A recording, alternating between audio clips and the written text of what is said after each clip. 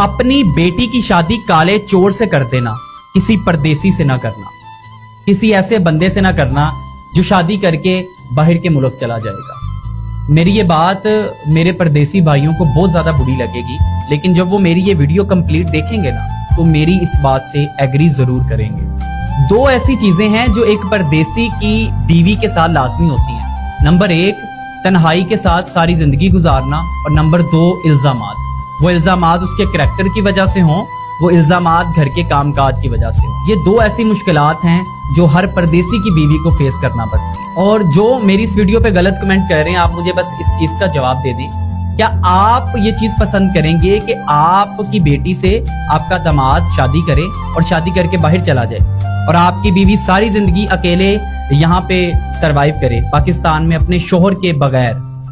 अगर उसका बच्चा बीमार हो गया है तो देवर को कहना पड़ेगा, अगर उसने बाजार जाना है तो सास को कहना पड़ेगा। लेकिन कल को क्या होता है, कल को ये चीजें एहसान जितला के बताई जाती हैं सारी जिंदगी। आपका जहां पे खावंद खड़ा हो सकता है ना, आपका देवर, आपका जेठ, आपका ससुर, आपकी सास वहां पे खड़ी नहीं हो सकती। अगर ये रिश्ते काम भी आएंगे तो ये एहसान वाले रिश्ते हैं, और परदेसी की बीवी एक खिलौना बन के रह जाती है। और यहाँ पे ना 80% परदेसी भी हमेशा अपनी माँ और बहन का साथ देते हैं, अपनी बीवी का साथ नहीं देते।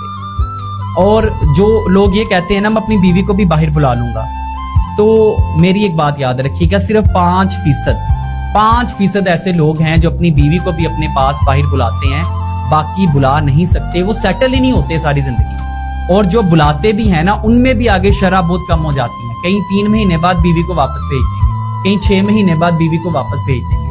रहना उसने सारी जिंदगी अकेले। फिर अगर कल को उसकी औलाद खराब निकल आए तो ताने माँ के सर के ऊपर। इसीलिए मैंने ये स्टेटमेंट दी है कि काले चोर से बेटी की शादी करते हैं, किसी परदेसी से बेटी की शादी ना करिएगा।